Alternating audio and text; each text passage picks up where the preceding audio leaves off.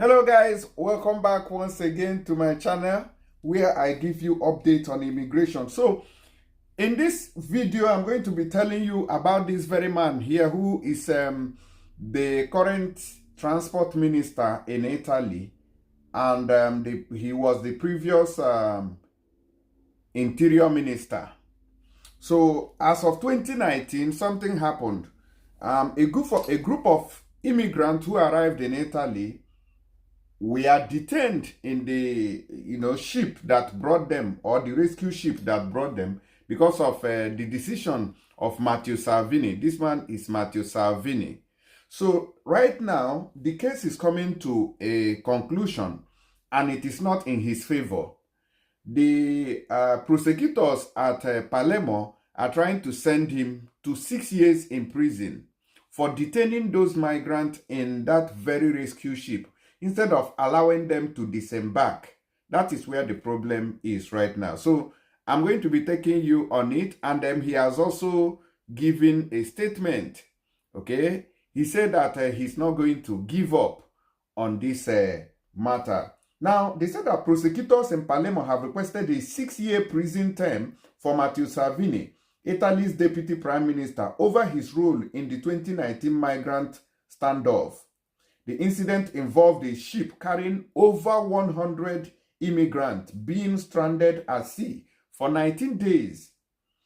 After Salvini, the then interior minister, refused to allow it to dock in Italy. According to Sky News, prosecutors alleged that Salvini's actions constituted kidnapping. You can see that. It constituted kidnapping, and have asked judges to deliver a guilty verdict and impose a 6 years sentence on him. Now, what happened? In 2019, Salvini's refusal to allow the Open Arms charity vessel to dock led to a 19-day standoff in the Mediterranean, sparking an extreme humanitarian emergency on board. Desperate passengers resorted to jumping into the sea, while others remained stranded. Ultimately, 89 people were permitted to disembark in Lampedusa after a court intervention. Now, Salvini, the leader of Italy's right-wing League party, now faces prosecution for alleged kidnapping and could be barred from holding public office if convicted. But, this case has lingered for so long. They have been threatening to jail him and do all that. But after a series of dragging, he ends up, as politics now, he ends up free. But this time, I don't know what's going to happen. The trial continues with Salvini's defense team presenting its case in mid-October. A verdict is expected weeks later, potentially marking a significant turning point in Italy's migration policy debate. In Italy's judicial system, a conviction is only considered final after completing a 3-stage process.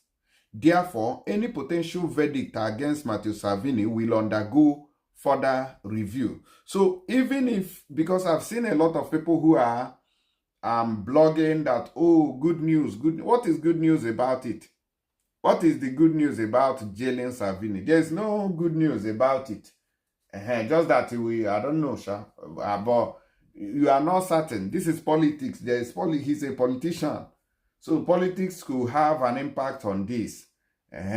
So even if he's sentenced now, they are still going to review that sentencing again. 3 processes that it will have to undergo before a final go to jail decision will be taken. A senior judge will ultimately render the final decision, ensuring multiple layers of scrutiny. Salvini maintains his innocence, denying any wrongdoing in the 2019 migrant vessel standoff case.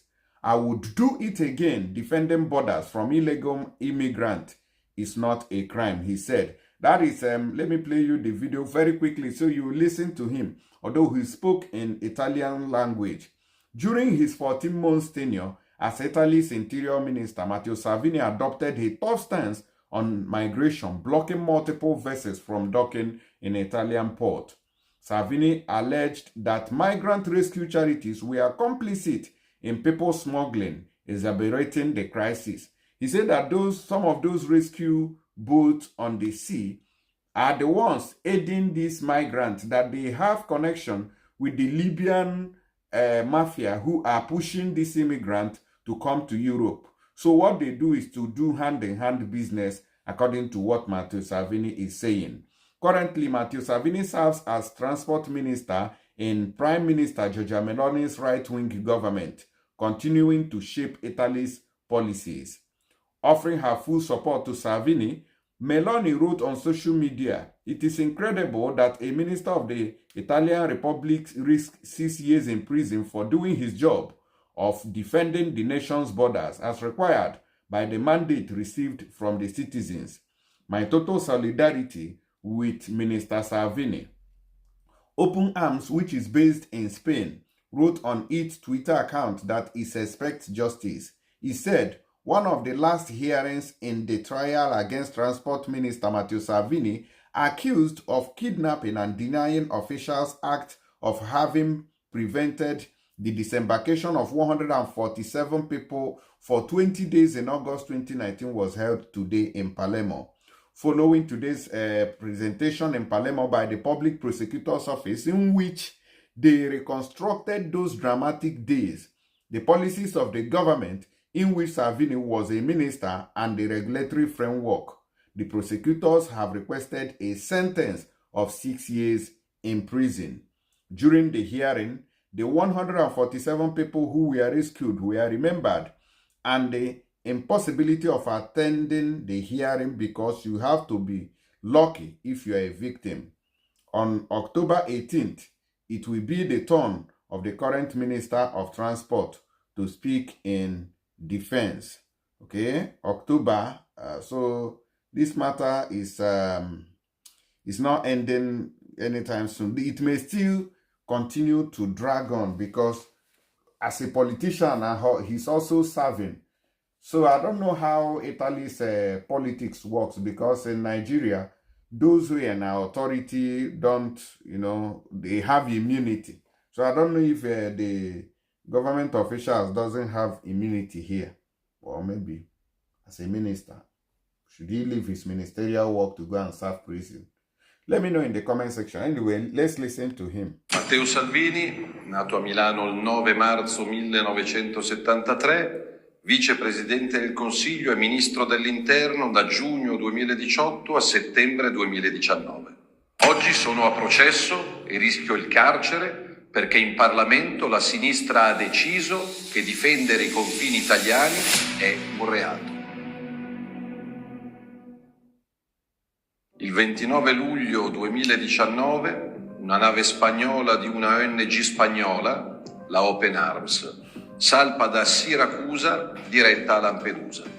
A Lampedusa non arriverà mai. Improvvisamente cancella la destinazione dal diario di bordo e si dirige verso le coste libiche. Il 1 agosto riesce a intercettare un barcone con dei clandestini a bordo. Da quel momento comincia a navigare per il Mediterraneo, raccogliendo altri clandestini e puntando verso l'Italia. Il 20 agosto arriverà davanti alle coste siciliane con 164 clandestini a bordo.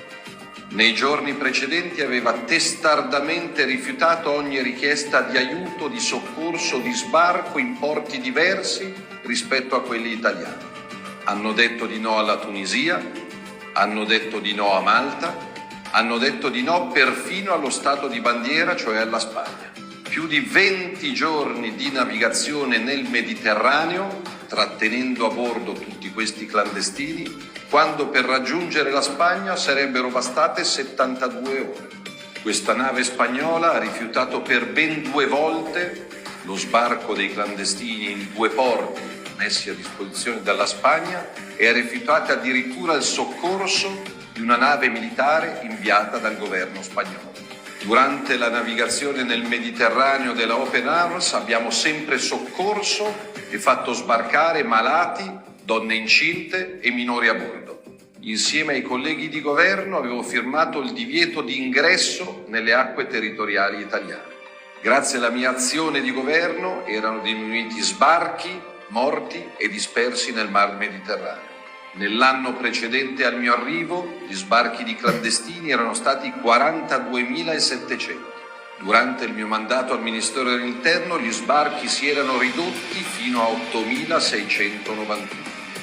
Dopo di me, gli sbarchi purtroppo tornarono a salire superando quota 21.000 nello stesso periodo. A questa nave spagnola non è mai stata impedita la possibilità di andare ovunque tranne che in Italia, perché non potevamo più essere il campo profughi di tutta Europa. Mai nessun governo e mai nessun ministro nella storia è stato messo sotto accusa o processato per aver difeso i confini del proprio paese. L'articolo 52 della Costituzione italiana recita: la difesa della patria è sacro dovere del cittadino. Mi dichiaro colpevole di aver difeso l'Italia e gli italiani. Mi dichiaro colpevole di aver mantenuto la parola data. All right. So this is Matteo Salvini. That's his statement. He said that he's defending the state. He's defending the Italian soil. He's defending the boundaries, the confine, not to allow people to invade his country, you know, from their own territory.